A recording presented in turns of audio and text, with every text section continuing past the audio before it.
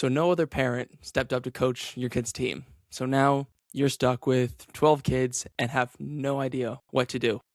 Well, you came to the right place because today I'm going to help you figure out your first steps into youth soccer. I'm here to help you learn how to coach and survive youth soccer with just 3 simple tricks. So, step number 1, the first thing that you need to do is first and foremost, before we touch any soccer balls, before we meet any of the parents or the kids or anything like that, you need to take your expectations from up here all the way down here. Depending on what age you are, I'm assuming the kid's probably like under 10 years old. You don't need to, have your expectations up here.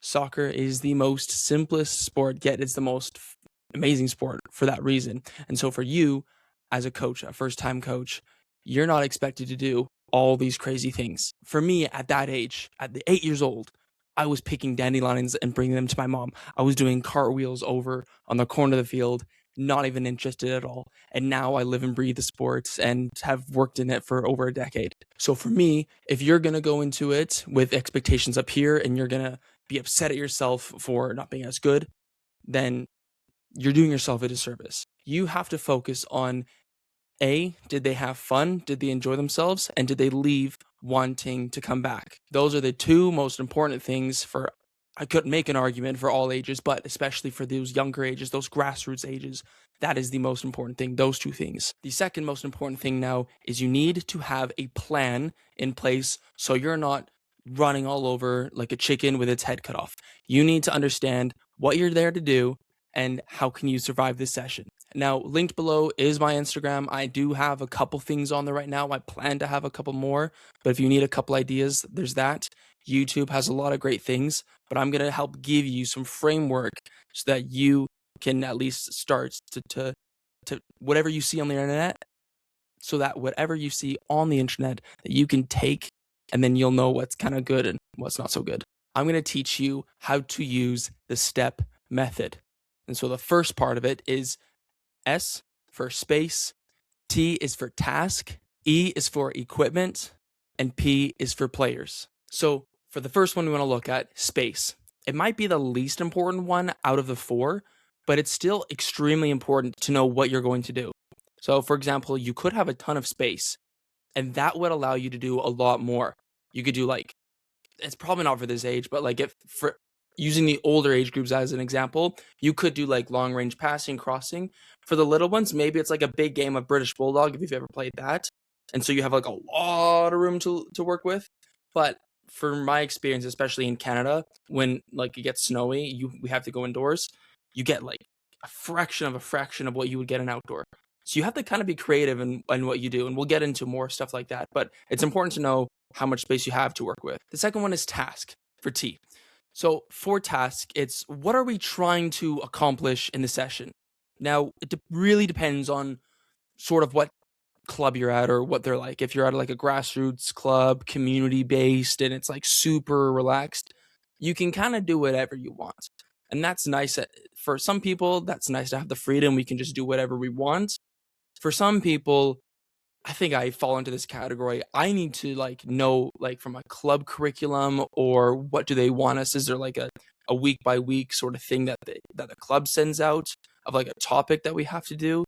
That's going to help me decide what I'm trying to do. If it's passing and receiving the ball, if it's dribbling 1v1s, then I need to know kind of, okay, if I know the task, then I can go further, and then I can search up on YouTube or Instagram or TikTok or find things that, fits into this. Once you can nail down the task, or you can decide what your team's doing, it makes things 10 times easier. And little secret, it doesn't matter too much at the younger levels. If there's a 7-year-old that only listens when you do dribbling, for example, well, then that season you might end up just doing a lot of dribbling. But if you're brand new to it and you don't know what to do, a great one is every kid has a ball, if that's possible. If it's 1 ball for every 2 players, you can still accomplish it, and just get them on the ball dribbling, trying to do different things with the ball. That's as long as every kid's engaged while doing the task, then I don't think you can go wrong with that. For E, we have equipment. Now, for equipment, again, varies wildly. I've been at so many different clubs and academies, and for me, it really just depends on kind of what they have set up. For me, I've invested heavily into the equipment that I use. I probably have way too much that I don't even get to use it most of the time. Like, for example, I have a big goal shot net. So what it basically does is it covers the whole, like, 11v11 net. It covers the whole net except for the corners. So when I do like private sessions or something like that, then I love doing it, ball striking, because that means I got to bring that out and do that. But if you're at a community club and you were given 10 cones, that's more than enough. Because, for example, I'll give you a session example right now. If you have like 12 cones or something like that, you could set up gates for players to try and dribble through. And every time they go through a gate, they have to do a different skill move, for example. Or if you have maybe just 4 cones, then you make a big box. And then in that box, you could say, okay, number one is like and use the inside of your foot to cut the ball back, or do like a little Messi where you drop your shoulder and then go the other way. And they just have to do that within the box.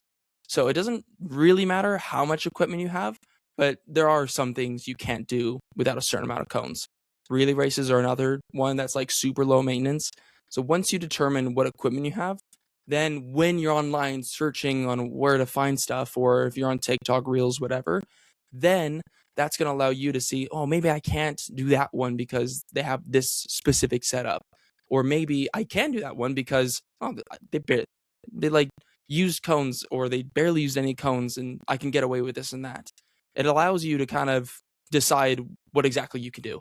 My own personal thing, I think if you're a good coach, then you don't need anything. Even if you're an inexperienced coach, learn off of other coaches and see which, even just search up drills that you can do without cones, and that's going to help you a ton. Now, the last one is P, and that is for players. Now, for me, if I was brand new to coaching and I needed to know what my team was like or what the players were like, I would just send out a quick email. Hey guys, Coach Jordan here.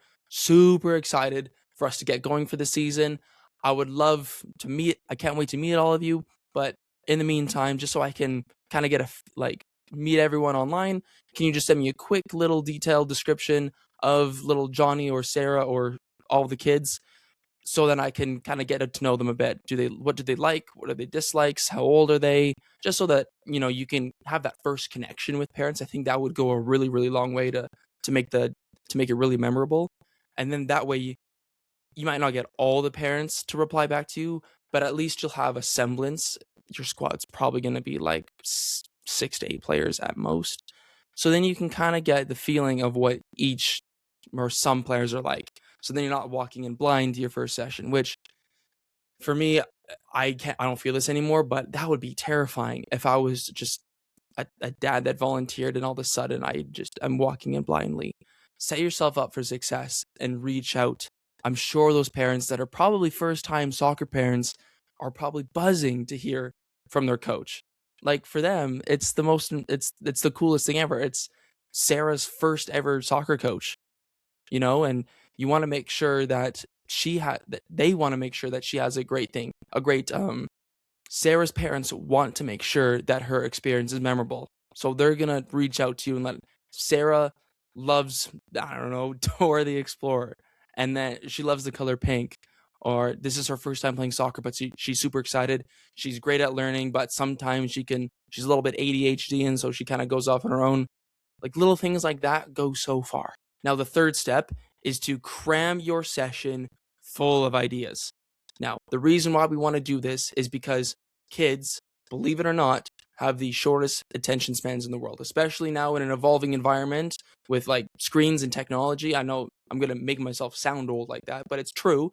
Kids love just the instant gratification of everything. So what we need to do is, say if you have a 30-minute session, plan for something every 5 minutes. Every 5 minutes, we're going to do something new. You may or may not, but you need to have at least 6 things for every 30 minutes. If that's an hour, that means you need to have 12 things in your back pocket, ready to go, just in case.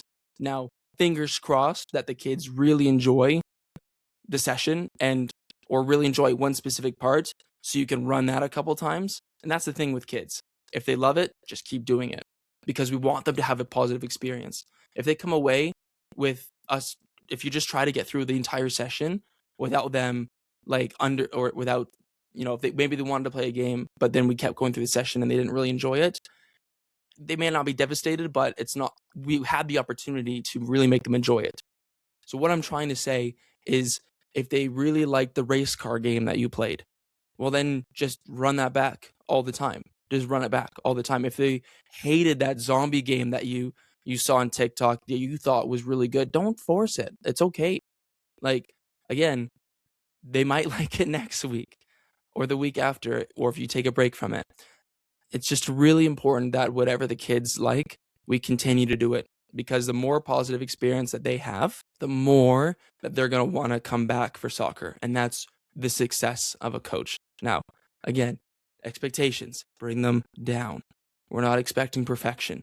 No one should expect perfection from you, and you shouldn't expect it from yourself. You are an amazing human being that has taken this on, and that should be respected. Volunteer coaches, parent coaches, aspiring coaches are the foundation for this sport across the entire world. In England, where everyone lives and breathes it, so many volunteer coaches, even all the way up into semi-professional levels, volunteer-based. This sport doesn't breathe if not for you right now. So take those 3 things, do your best, and I know you're going to kill it out there. I promise you.